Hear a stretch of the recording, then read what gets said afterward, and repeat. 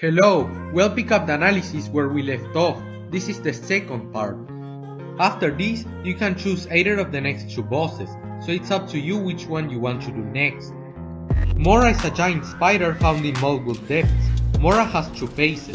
In phase 1, she will attack you with a ground slam, scrape, fire shockwaves, and even a spider thread beam-like attack. Once she loses some health, she will collapse on the right wall and the arena will expand. When Mora reaches half health, you will have to do a short chase sequence to get to another arena, and phase 2 will begin. Now she is also able to darken everything. To survive, you will need to use the flash ability. She will also summon spiderlings in this phase. The next boss is Quolock, a giant toad that has been corrupted by the Foul Presence. This boss is found in the Luma Pools. The battle begins when Quolock suddenly swallows the strength of the forest, one of the wisps that used to be part of Zair, and it is revealed that he is being controlled by the Foul Presence. The fight starts with a short chase sequence until you reach the boss arena. Quolock's first phase occurs on dry land. He can whip you with his tongue, fire projectiles at you, slam his body into the ground, and make Foul Presence's hands appear on the ground. In his second phase, the attacks remain pretty much the same, except it happens underwater. He will also try to swallow you in this phase. Some people also call the Willow Stone a boss, which is located in Willow's End, the last area in the game, but in my opinion it is rather a mini-boss.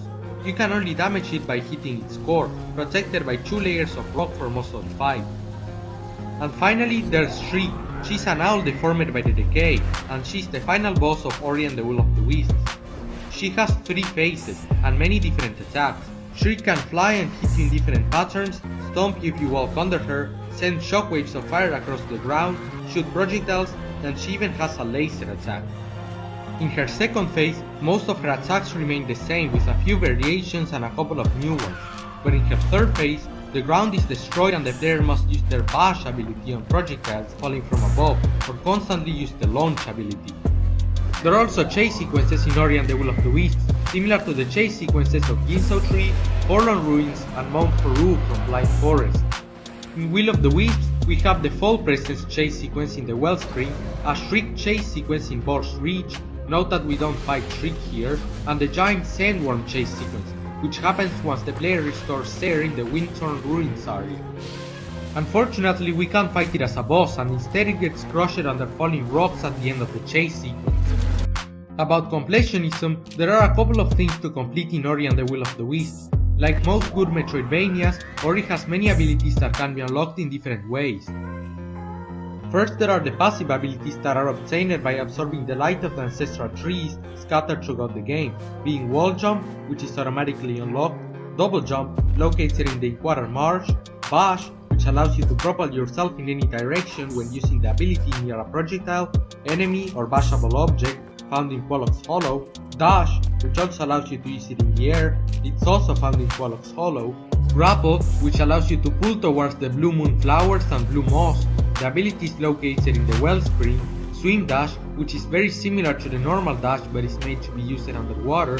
You can also propel yourself out of the water with it, it's located in the Luma Pools, Burrow, which allows you to dive through sand, the ability is found in the Windswept Wastes, Launch, which works very similarly to Bash, but you can use it whenever you want, you can't spam it infinitely, located in the Weeping Reach, and finally there is the Ancestral Light, which gives you 25% more attack damage, found in the Wellspring Glades.